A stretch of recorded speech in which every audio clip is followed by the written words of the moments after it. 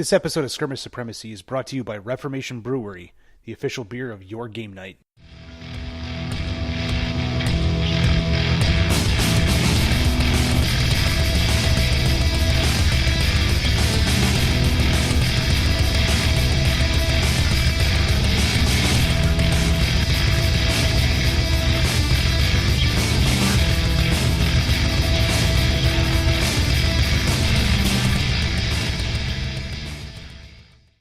Oh yeah, for the microphone and the camera, since apparently our equipment sucks.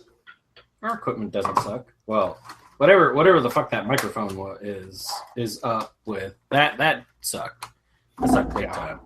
But this is for to make the battery on the camera last more than an hour. Fantastic. These are twice the size, and they're supposed to be like 4 times as good. So they don't suck. Hopefully. They are Good. cheap knockoff brand, so... Speaking of not sucking, welcome back to an episode of Skirmish Supremacy. We are joined tonight by Sean Sutter of Metal King Studio. Sean, how you doing tonight, man? Oh yeah, are we live? Yes. Yeah, we were awesome. Battery Cool thing. recording. Hi guys, I'm Sean Sutter of Metal King Studio. Woo! This is like his... All right, interview's over. Let's wrap this up. Okay. So Sean, how you doing tonight, man? I know that you've probably got a lot of work ahead of you because you are coming out with the Wave 3 Kickstarter of RelicBlade. Yeah, that's right. And it's fun because like I do a lot of work before I launch the Kickstarter. I try to make sure it's almost ready to go when I hit Kickstarter. But then like as soon as I announce the date, I've got all this promo stuff, just like a ton of work that happens, and then with the deadline looming, then I'm really, really hitting it hard and getting a lot done. So I'm in an exciting phase right now. Yeah. It's kind of like that half crunch time, sweating bullets, and half like, yes, it's about to happen. Yeah, exactly. The impending event gets me all amped and like ready for action. Nice. And I mean, it should, because your game is awesome and everything you've put out has been awesome. Yeah, and I'm really excited. Like I've been really careful and took my time designing this new stuff. And so like I'm really proud of it. I think it's going to be great. And I'm totally divided. I both love the first faction that you've announced, the lizard people, the iguans. Get Sinvar to sneak some companions and friends. But then there's a gnome on a fox. Yeah, definitely. It's pretty great, and like it's fun and whimsical and weird. And as I've been putting the Kickstarter page together, I had the chance to like write down a lot of the lore, or not a ton of lore, but get some background information on this stuff. And it's a lot of fun. I don't know what I like the best because I like it all. Yeah, I was going to say this one definitely has like a really funny contrast compared to some of the other ones, because you've got like the iguans, like Nick was saying, where it's like it's all very like 80s heavy metal dude bro, like lizard assassins, followed by what looks like they're like psychopath like lizard monster people.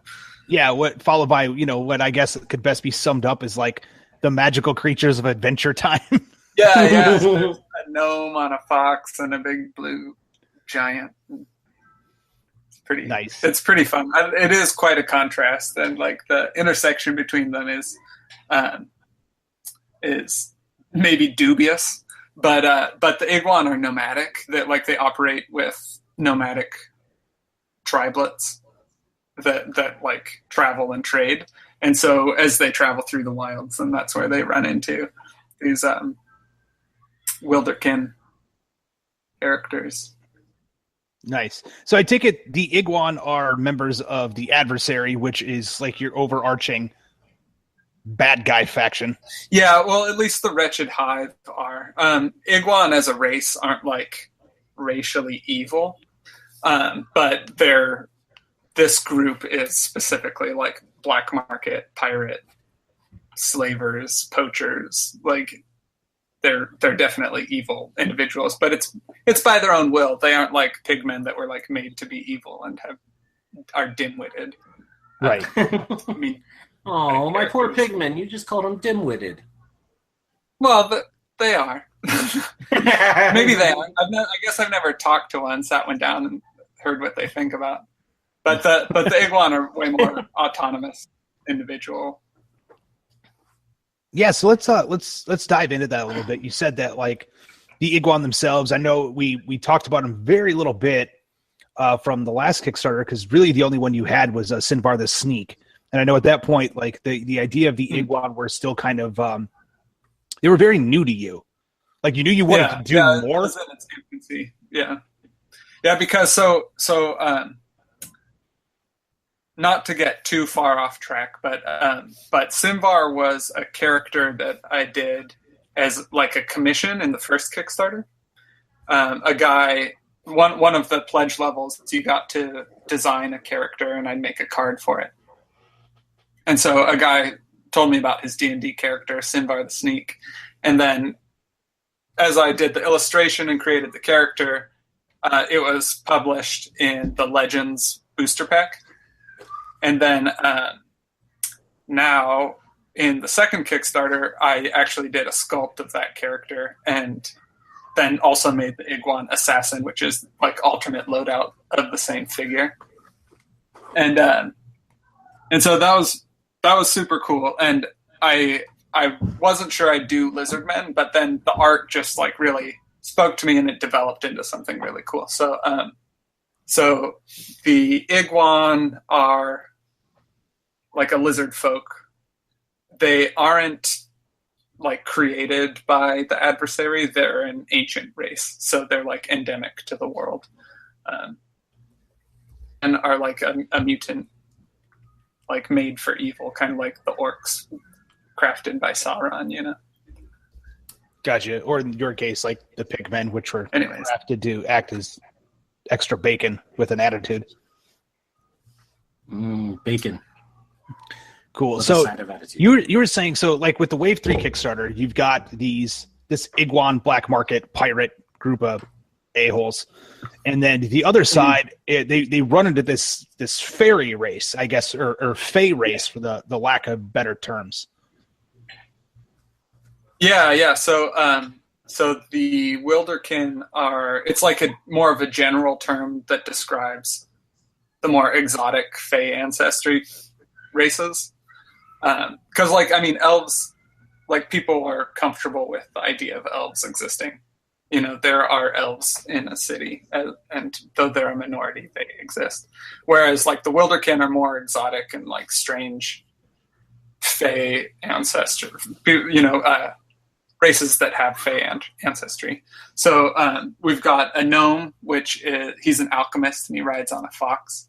And gnomes in general are connected with the Fey realm and can travel to the Fey realm and aren't highly invested in what happens in the world of RelicBlade, but they really like hobbies. Like they're super, super into craft and everything. So to get invested in adventures mainly to learn and master some kind of activity. And so whether it's shoemaking or alchemy or anything like that. So the gnomes are more like aloof, while we've got a wild elf and a stonekin. And the stonekin are, they're very cool. I don't want to go bore people by going off on all this lore stuff. I'm here for you to talk about the lore and get people excited about it. It's more than just So the stonekin, the stonekin were they're a living stone elf. When the world was destroyed in the Sundering, a group of secretive artisans saved their race by transforming them to stone and then bringing them back to life with magic. And so they're a hardened, brutal, highly durable race of people that only exist because of the harsh realities of the New World. They're made to be able to survive in the brutal world of RelicBlade. So they're pretty cool. So the Battleborn character is on a 40 mil base, and he's like a stone giant with a big old sword and a buckler. I take it this model's And, going to be really significantly bigger compared to some of the other stuff you've done. Yeah. So sounds kind of similar in size to your bone construct. yeah, I think he's a little bit shorter, like not quite as tall, but he's bulkier than the bone construct because the bone construct is obviously skeletal in nature. Right. Yes, and it's pretty fun to have like someone that is like a giant elf next to the gnome that's really little on the back of a fox. So there's some good like contrast between those two characters. And then the last one is a geomancer, and she's like, rather than like reading word for word the description, she's kind of like a earthbender, kind of more like a martial artist that uses stone and the earth to do her magic spells. And she can summon stone spires that burst out of the earth, and then she can cast spells on the stone spires. So she like places nodes that are centers for her to be able to do a lot more utility. And it's a really fun way to have a spellcaster where she's setting up a network of stones that are able to cause all kinds of havoc for your opponent. Nice. So I take it that the design for these guys have been going on for a while now, as far as trying to get this down, because this sounds like a fairly new concept to kind of what you have.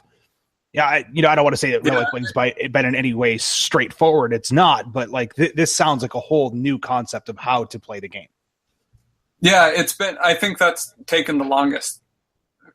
What has been the longest part, because the first Kickstarter I did in February, and the second Kickstarter I did in October of last year. So like within the same year, I had done 2 Kickstarters and created the game. But it's been almost a year since the Bone and Darkness Kickstarter, and a lot of that was really, really carefully designing and figuring out ways to make characters that are going to be really exciting, add dynamic new ways to play, and really add to the game. Like I can add guy with sword infinite times. There's guy with sword, there's guy with sword and shield, there's guy with bigger sword. Like, that's it's cool because I got to sculpt models and they might be interesting designs and art, but I want people to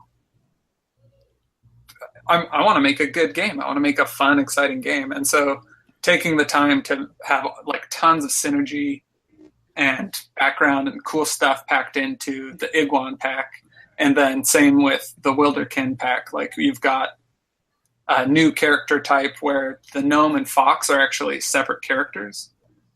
So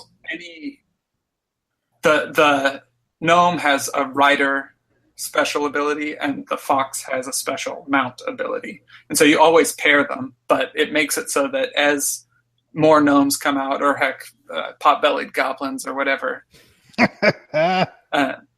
as more mounted characters come out, you'll be able to customize how you're going to play the character.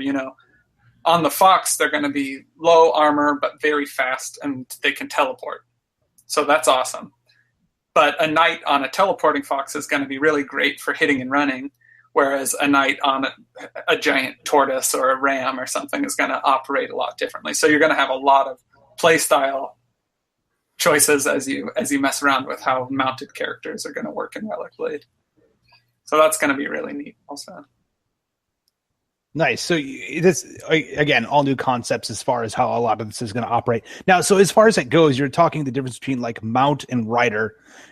Is there ever going to be an option, and it may be in his Kickstarter, of where like the gnome can get off of the fox and do his own thing, and the fox does his own thing, and they can come together? I'd like to have a gnome on foot just because they're so little and fun. Like the sculpt he's very little, and it delights me to see such tiny models next to the bigger models. But when game mechanics as it is now, if the mount has health and the rider doesn't have health. So basically, if you destroy one, you destroy them both. Gotcha. So that's how I'll do the cavalry models for RelicBlade, at least right now.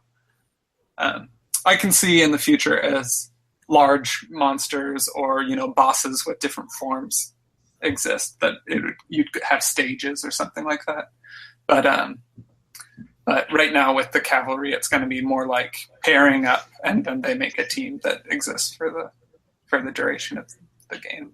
Cool. So we talked about the Wilderkin a little bit. Obviously, you've got like the earthbending geomancer and like the new rules of the Fox Rider. I know you were kind of saying like the stone giant, was it? Yeah, Stonekin. Yeah, the Stonekin. So like, is there going to be some new stuff with them? I know from just the description they sound kind of like big, tanky, hitty, smashy. Yeah, this guy, he's got the barbarian keyword, so he's going to be introducing a few new upgrades for barbarians. Okay. And then play-wise, like he's one of the first characters with armor 4, but he's got to do an action to get up to armor 4. So he hardens his skin for the round. So he can be really slow, or he can hit super hard. So he'll slow himself down to keep his armor up, but then if you want to do all his attacks, which are both high value attacks, you won't be able to harden. So you'll have to really be judicious about how you play him. So it's fewer new mechanics, but he still has a surprising amount of finesse for a tank. Right. He's not just march the middle of board and stand there. Yeah. Yeah, because the knight is that. The knight is high skill or high value everything. Like nothing is bad about the knight. He's a great leader, great armor, great attacks. And I wanted him to be sort of the Space Marine of RelicBlade. Like when I was designing him, I was like, this guy's the apex character, and I want other characters to have. I want to give and take from that as like a baseline in some ways. So the Stonekin isn't just a high armor guy with high value attacks. He's got very high value attacks, or very high armor, and you've got to choose how you're going to play him. Right. So does he have the option to switch during game? Yeah. Each time you activate him, you're going to have to be careful how you play him. Gotcha. Okay. Yeah, he's a lot of fun. So obviously that's a lot about the Wilderkin, like introducing the Iguans as a whole. Like, is there going to be a lot of new rules for them as well? Yes. So they have some new rules. There's a new ability that the Witch has, which is a dire attack that ignores armor entirely. So it's it's not a huge damage bonus, but armor makes no difference in how well you'll survive it, because it's a cerebral edema. She'll make your brain swell. But otherwise, they are more like design-wise. I really focused on synergy in that group, and so really that pack of characters, 4 characters, they all work together really well.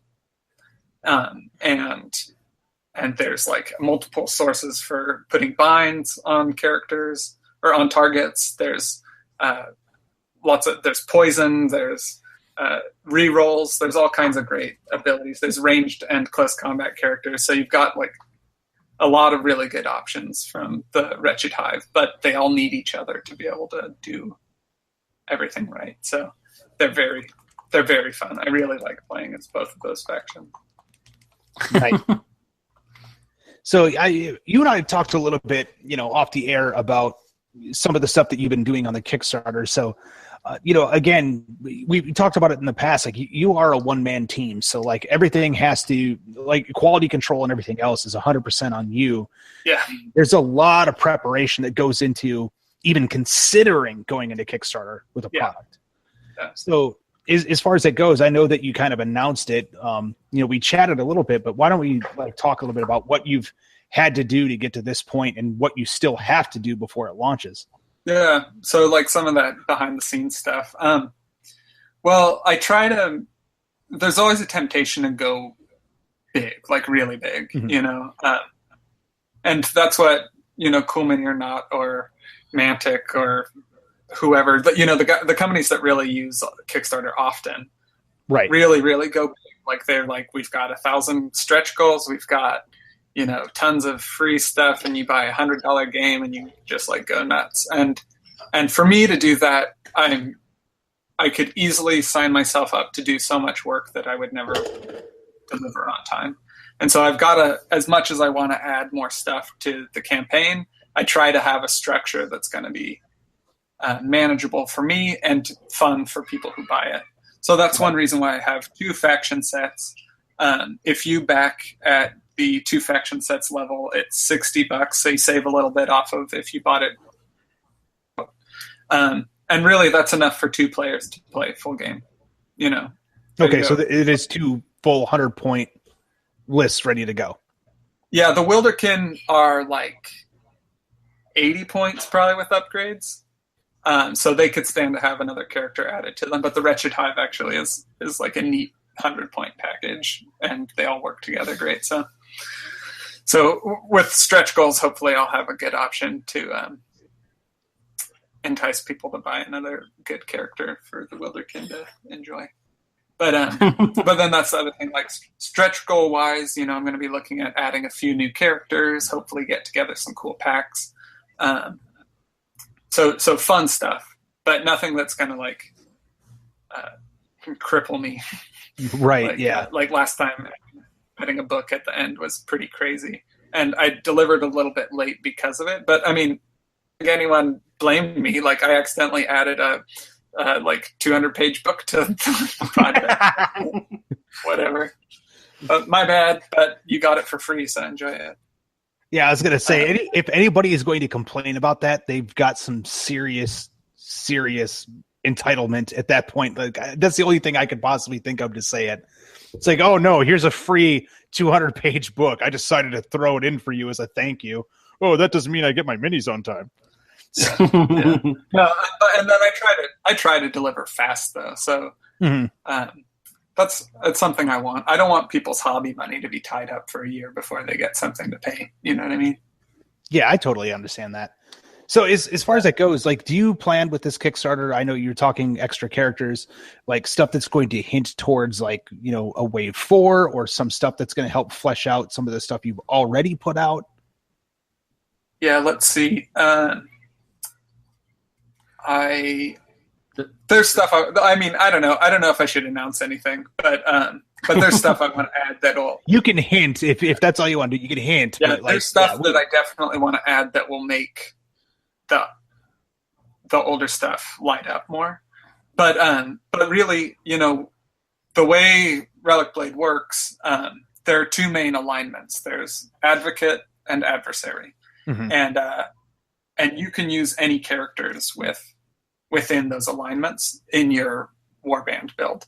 So any time I add new upgrades, it's potential that those upgrades will be useful for characters from the very first wave. So you'll have new build options for, even if you don't add any of the new characters, you just use their upgrades. Then on top of that, you can drop a slaver in with your pigs and he'll be able to whip them into shape, or drop the witch in with your dark wanderer, and they'll have like awful synergy between each other as they're doing all kinds of evil spells. Yeah, keep talking about that one. The witch or the synergy between that, because like the thing that really got me into the game was definitely the look of the dark wanderers, and so the time that you said there's a witch and she works really well with their magic, I'm like, okay, yeah, keep going. Yeah, so the witch, within the like context of RelicBlade, the witch has the deep keyword. So they worship the ancient gods, like the old from time before time, like Cthulhu mythos quality, like ancient and unspeakable ones. So she's got access to any of the spells that the eel sorcerer had, and then also her own spells. And then as far as like how she benefit, like she can throw rerolls on stuff. She's got like difficult terrain area effect spells that she can throw down. And what are the other spells here? I've got the notes here. Oh yeah, she's got some other great stuff too. Kind of like, I like that tease right there. Oh yeah, this is really good stuff. I'm not talking anymore. It's been a little while since I read it, and like, she's got cool stuff for killing guys. Like really, removing models from the game. So anyways, Nice. yeah, so it's fun. It's good. And actually one of the upgrades in the set has the bone keyword. So it specifically relates to Bone and Darkness. Perfect. And that's the Apex Predator upgrade. Nice. Awesome. So with all this going on, I mean, obviously you're going to have the two new starter sets, really is what they are going to be, or new faction sets, starters for each faction. New cards that go along with that, just like you normally do. A smattering of some characters here and there. Yeah. I take it, are you going to be releasing more campaign driven scenarios and whatnot, like you did with the last one? There will be one scenario in each of the faction sets. So there will be two new scenarios that relate to those factions. Okay. I don't know if you remember when you popped open your Bone and Darkness set, there's a scenario inside it, the Dark Ritual. Yes. So there will be two of those. I have ideas for what I want to do for a campaign adventure supplement. But it's in an early enough stage that I want to stay flexible, and I might run a small campaign to fund a little book later rather than throwing it in as a stretch goal on this. Because I want to be able to get this out and deliver it and have people be able to play it without it taking.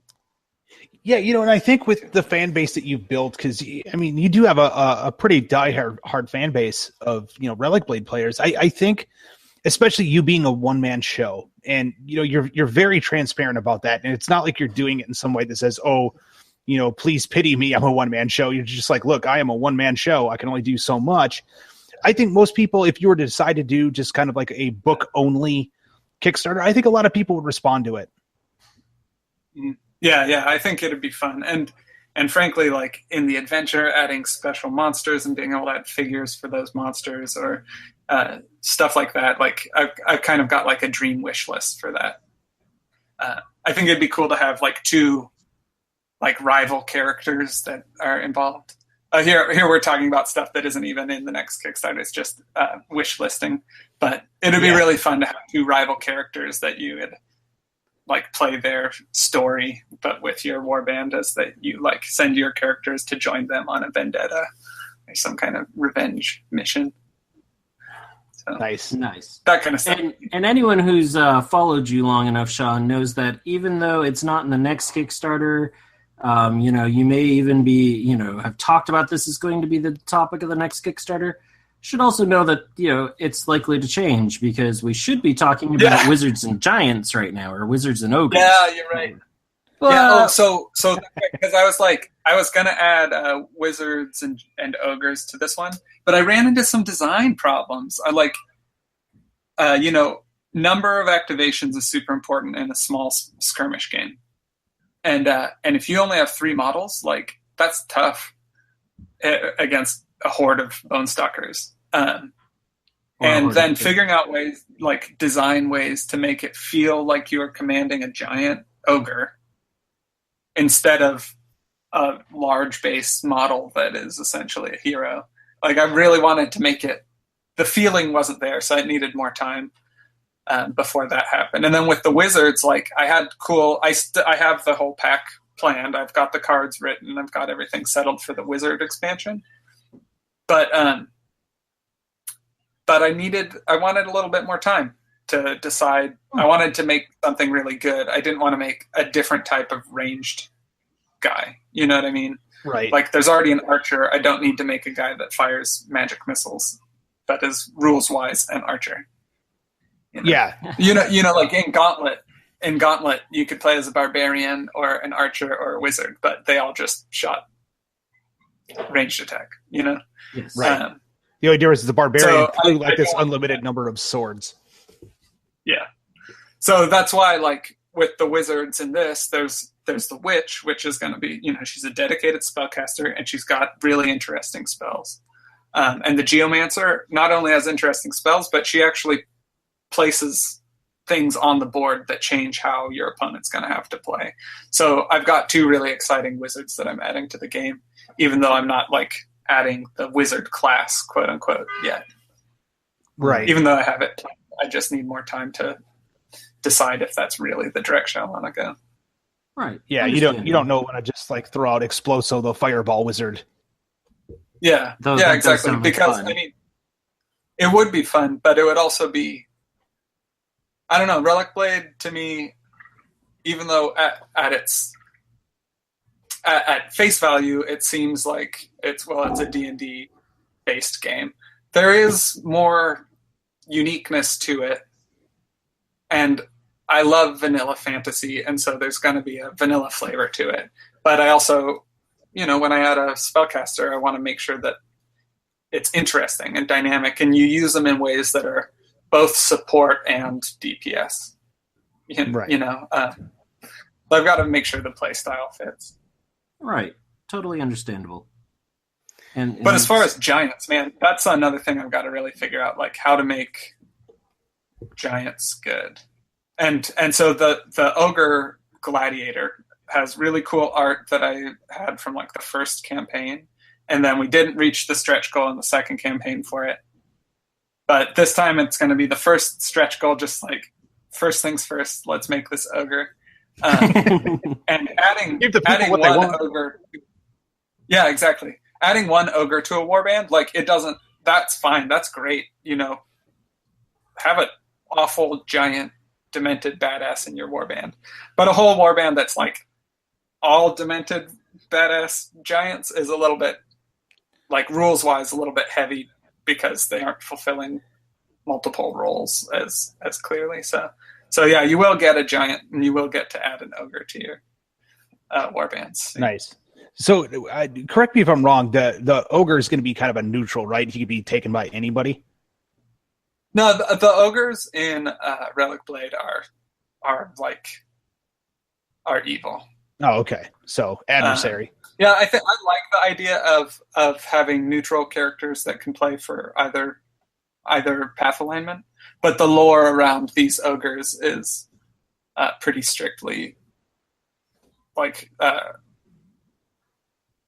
they've been corrupted, so that's part of their background. Right. Yeah, and I think the other thing too, when you're designing like big hulking creatures in a game that each person's only bringing to the table maybe 5-6 models if they're playing like lanky hordes, you got to be careful with that, because otherwise it seems like if you decide that, okay, well, I could bring as many of these ogres as I want, and my army consists of these 2 ogres, like how fun is that? Like you got to balance it. Like how fun is that going to be? Are these things like too over the top powerful? Are people getting this faction just because of the fact that it's less models to paint? Like there's a lot of. I obsess over how fun is this going to be. Like that's my first thing. Like I want this to stay fun for everyone, and that's a thing like that. Obviously, you have to compromise sometimes, because fun for one player definitely sometimes entails unfun for another player. But you don't want it to be too dependent on making it unfun for your opponent. Well, yeah, it's kind of like the competitive style of play you and I were talking about before we started recording, where it's like, there's a lot of people that do enjoy the whole I'm going to kick your face in on a, quote unquote pro level, I guess pro level arena style, war machine. Yeah. And then there's the people like, what? I just want to put some models on the table. I want to drink a couple of beers. I want to roll some dice and laugh. Yeah. Yeah. And I think those of us that like our earliest war game experiences were playing Warhammer Orcs. We have a certain thing where we want unexpected stuff to happen. Like, it's fun for us when our knights slip and fall into lava. Like that's part of what I want. I want characters to die. I want adventures to be unexpected. I want to like cheer when things go well, but also laugh and cheer and high five when things go terribly, terribly wrong. So that's also in the DNA of RelicBlade, which obviously removes it from being like a super high competitive game, because like you want to. Heck, I have friends that are really into competitive play, and if they didn't have to roll dice at all, they would go that route. So it's a dice game. Things get dicey sometimes. Right. Well, that's what makes it fun too. Is that it's that whole the unexpected happens. The character that should not be able to do this thing finally does it, and Oh yeah, like when you all you have left is your Billman, and he saves the day. Like that's such a treat. So, mentioning Billman Bill, are we getting Spearman Steve? Let's see. Not yet. Come on. He needs to be the next companion level guy that's going to be similar to the Billman is in the Wizard pack, and so hopefully that would be, I don't know, second quarter 2018. We can do a Kickstarter for that. That'd be great. Yeah, that makes sense. You kind of want somebody with a giant pointy object to play keep away from the Wizard.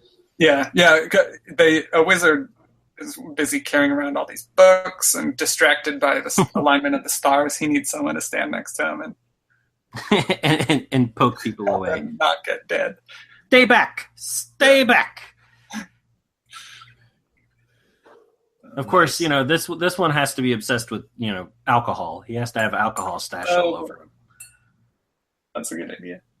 It doesn't matter. He's got cups. He just likes cups. That's all. Yeah. He's got a bunch of cups. What's that thing? It's his water flask. Why does it say? Well, the Billman has on it a bottle of port and a wheel of cheese on his belt and a baguette, so he's good to go. No matter what, he is satisfied. Yeah. It's a veteran ability. I guess I didn't realize that part. That he had the port. Oh yeah. Well, no, I mean I knew I painted it. I was treating it more like a potion. Yeah. It's some port will come with like a basket around it. Sometimes I thought that was a fun idea. I guess I'm gonna have to go put the basket on it now. Thanks. Nice. So you're doing quite a bit of work on the Kickstarter. You're kind of grinding it down to the last bit. When will we expect to see this go live? I know you mentioned it online, but has that changed since then? Oh, right. Yeah. So it's going to be a shorter campaign. I've run like month-long campaigns in the past, but I've got my fan base. You guys want it. I want to make it. You don't need a month to decide whether or not you're going to back RelicBlade. Right. Like, you love it or you don't. Let's do this. So I'm doing a 15-day, a little bit longer than 2 weeks. I'm going to do Friday the 13th until Halloween. Because it seems like, how could I not do that? So October 13th through 30th. Wait, is Halloween on the 31st? I think it's the 30th. Yeah. Okay. Well, whatever. It's 13:30. And we're going to have the campaign run for a short time. Hopefully, fund it and get maybe some stretch goals. That would really make my day, and we'd have a lot of fun with that. About time we all get our damn ogre. Yeah, exactly. Get that ogre and get some new pigs. Maybe that'd be cool. Ooh, more pigs? Yes, I would love that because the lizard men have these, or the iguan or whatever, they've got such cool synergy and support characters, and the pigs are all like henchmen, right? And so I kind of like the idea of a movement within the pigs having some more autonomy rather than breaking away from Dark Lord and having their own society that's sprung from the ashes of whatever Dark Lord they were under. Right, Pig chieftain. I have fancy hat. Yeah. I'm in charge. Yeah, the hog father. Oh, yes, fancy hat. Yes. Because I did a conversion. I was sitting there assembling some pigmen, and I had some pike and shot guys, and there was one of their metal helmets sitting there, and I put it on top, and I'm like, oh yes, yeah, man. You are now the pig chieftain. Yeah, so hopefully we'll see what I can get together. The stretch goals aren't set in stone yet. I'm just trying to make sure all the core stuff is really polished and ready. Nice.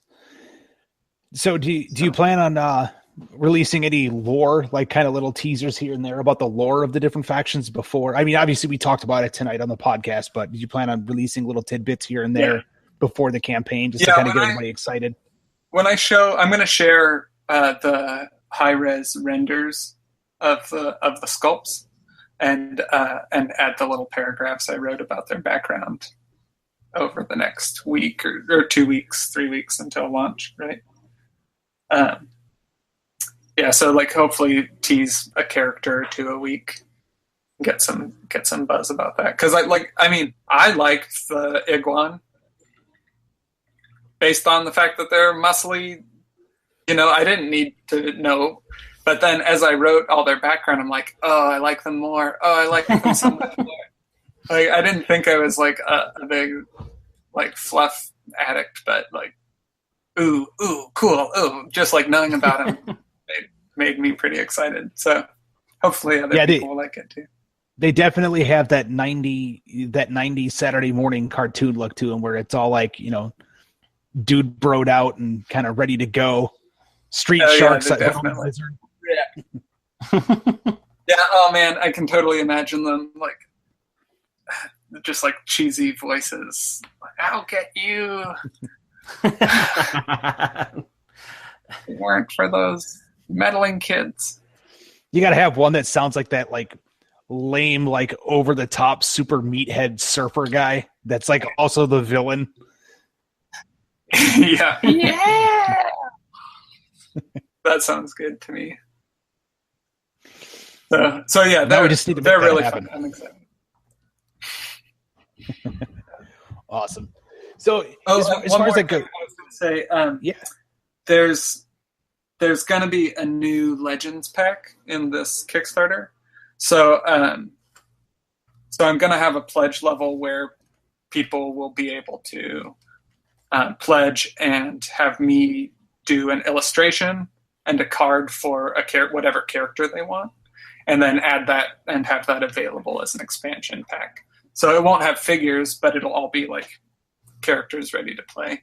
You can find, there's a lot of fantasy models out there, so you'll probably be able to find proxies for stuff, and stuff that you can't find good proxies for. Who knows what the future might hold for that. But so you're making a Woogie then, right? But I want to, because he's a gnome. He is. So like I made space. He has space for him. I might do that. I might make him a stretch goal. Oh my god, that would be so awesome. I don't want anyone to get their hopes up because I haven't decided yet. But too late. Baron's already. But yeah, so there'll be a new Legends pack that'll be limited to 10 backers. So if you get there day one and it's something you want, like don't wait. Nice. Now, how much when you do the Legends pack, how much does that normally run, like as a stretch goal? So for the cards, well, because that as an add-on, it's a $5 pack of cards. All the cards are $5 booster packs. Sure. As for the commission me to do a character for RelicBlade in the context of the Legends pack, I think it's like the pledge level will be $200, and so the pledge level for both booster packs or both expansion packs is $60. So it's like $140 to get me to do an illustration. You get the original art and a colored character card, and your character will be like part of the canon of RelicBlade at that point. So, right, which pretty good value for you being a D&D fan, where a lot of this is kind of based on. I think that's great for people, because even if they get RelicBlade, and I don't want to say they don't play RelicBlade, but if anybody listening to this, because we have a lot of crossover, wants to have their character illustrated for D&D even, and bonus, hey, I could use this in RelicBlade. Like that's an amazing deal compared to what I've seen when it comes time to other campaigns that the whole create your own character is like usually, it's $1,000, $2,000. Well, like if I was going to sculpt the model, it would have to be that much. Yeah. Because, molds, prints, like hours, like that adds up really fast. But an illustration that I'm going to add to a booster pack of cards that will potentially sell into perpetuity, like I'm happy to do it. I'm happy to work with people on their cool ideas. Like it's very fun. I really am happy with the first Legends pack. And so I'm really excited to be able to offer it again. Yeah, I think it's a great deal. So, and the thing is, the more people that back it, obviously it helps the campaign, it helps everything else. But, like you said, if it's $5 pack, everybody's getting everybody else's creation. So it's sharing the love. Yeah, definitely. So that'll be fun. That'll be a really good pledge level, because I didn't do that with the Bone and Darkness campaign because it was going to be a lot of work to do the custom illustrations, and then I ended up doing the book, which meant I had like 50 new illustrations to do for the book, so I didn't have time to do it that time. And it is, but this time I'm going to. Yeah, I'm really happy with it. I'm excited to add more content. Like there's tons of content in that book, and then I just am always like, I always want more. And that's something that everyone that is a patron of yours over there on Patreon gets to see. Is you posting all your little thoughts and different things that you worked on, your random ideas. Yeah, and they got to see me like struggle through like, well, I want to make wizards, but I made a bunch of elves. Exactly. What am I supposed to do now? I want to do wizards, but somehow I sat down on my computer to do wizards, and there's an elf here. Yeah, exactly. Yeah.